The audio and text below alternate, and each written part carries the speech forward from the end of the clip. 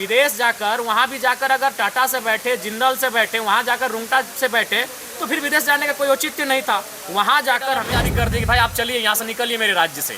बहुत सारी उनको शिकायतें हैं, लेकिन मुख्यमंत्री केवल भाषणों में ऐसा कह रहे हैं। मैंने दोनों कहा कि हम लोग आपके साथ खड़े हैं, हम लोग आपके साथ खड़े हैं निजी कंपनियों के मामले में, चूँकि झारखंड अलग राज्य की लड़ाई में। इस बजट सत्र के आरंभ के अवसर पर शुभकामनाएँ, सभी को जोहार।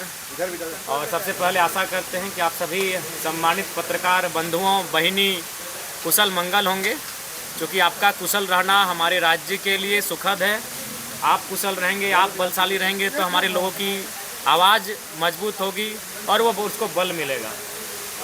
पूछिए अब आपकी सवाल क्या है। राज्यपाल के अभिभाषण से बजट सत्र की शुरुआत हुई है। अभिभाषण में आप लोगों को क्या लगा, क्या पूरा अगर पढ़ें तो उसको क्या समझ में आया कि विकास का जो खाका सरकार, यही रहता है कि वह लोगों के सामने अपनी बड़ाई करे, लेकिन मुझे लगता है कि राज्यपाल के अभिभाषण में वह दम नहीं दिखा जिसकी आम जनता ने अपेक्षा की थी।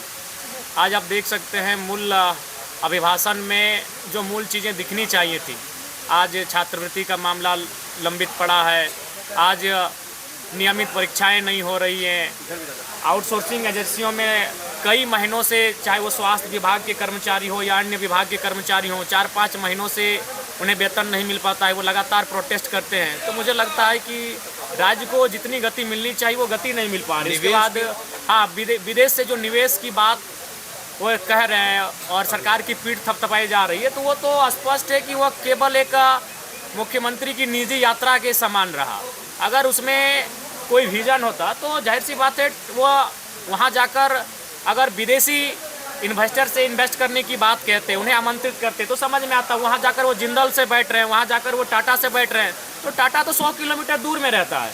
तो अगर हम विदेश जाकर वहाँ भी जाकर अगर टाटा से बैठे, जिंदल से बैठे, वहाँ जाकर रुंगटा से बैठे तो फिर विदेश जाने का कोई औचित्य नहीं था। वहाँ जाकर हमें जिस प्रकार तमिलनाडु के मुख्यमंत्री विदेश गए, वह रॉयल रॉयस से बात करके आए, वह जुकरबर्ग से बात करके आए, वो विदेशी इन्वेस्टर से बात करके आ रहे हैं, उनको अपने राज्य में आमंत्रित कर रहे हैं। लेकिन हमारे मुख्यमंत्री विदेश जाकर राज्य में ऑलरेडी जिनका इन्वेस्ट है, जो राज्य में जिनका हेडक्वार्टर्स है, उनसे जाके बात कर रहे हैं। तो ये थोड़ा सा विजन साफ दिखता है कि वो कितनी गति के साथ राज्य को आगे बढ़ा कर ले जाना चाहते हैं।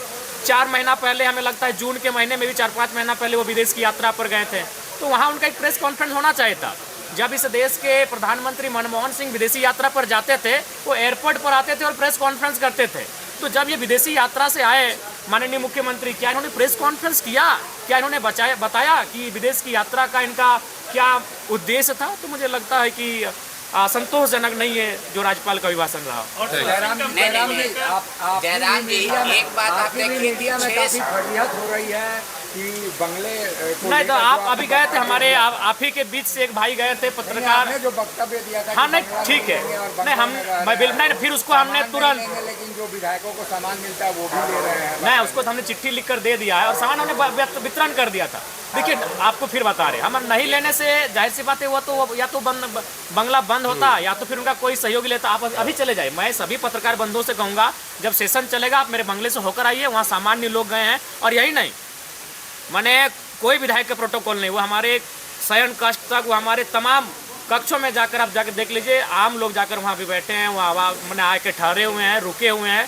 तो कम से कम एक बंगला ऐसा हुआ जो आम जनता जिनके और विधायक के रांची आवास में कई दूरी होती थी, उसको मैंने पार्टनर काम किया, उसमें लोग रहेंगे। हम तो 15 दिन में एक बार आएंगे, बस मेरे नाम से है विधिवत, वो खाली एक प्रोटोकॉल मेरे नाम से, बाकी वहाँ आम जनता रह रही है। आज से आप जाके, अभी से आप जाके देख सकते हैं, आप चेक कर सकते हैं। ठीक है, नहीं डुमरी नहीं, झारखंड, डुमरी नहीं। मेरा ये सवाल है, नहीं आईफोन मैं आपके सामने रख दे रहा हूँ। ये हमारे, देखिए, हम लोग कोई भी मोबाइल जो होता है वो हम लोग का तय नहीं होता है, आप ही हमको दे देंगे, इसको चलाइए। अरे विधायक, 6 साल से मुख्यमंत्री लड़ते दिख रहे थे केंद्र से, कल वो थोड़ा माइल्ड दिखे। जयराम महतो क्या, देखिए इसके 2 महत्वपूर्ण कारण हैं।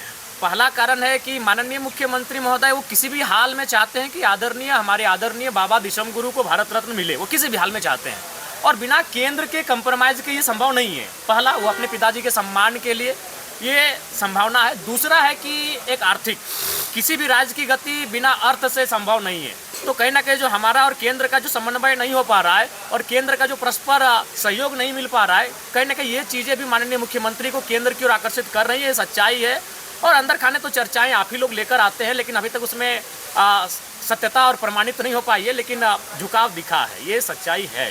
जयराम जी, और संभावना है कि सरकार बना सकती है। धनबाद में बयान दिया था, जिस तरीके से आउटसोर्सिंग कंपनी धनबाद झरिया इलाके में मजदूरों के साथ शोषण कर रही है, क्या लगता है सरकार में होते हुए मुख्यमंत्री कब्जा करने की बात? नहीं, बिल्कुल सरकार में रहते मुख्यमंत्री, ये बयान एक विधायक का हो सकता है, अभी विपक्षी पार्टी के विधायक का कि आप जाके कब्जा कर लीजिए, आप उनसे ये करिए, लेकिन एक मुख्यमंत्री जो इस राज्य के मुखिया हैं, इनको ये बयान ना देकर बल्कि उनको दबाव देना चाहिए था कि भाई आपको हर हाल में 75% रखना होगा, नहीं तो फिर उनको रिस्ट्रिकेट कर दीजिए।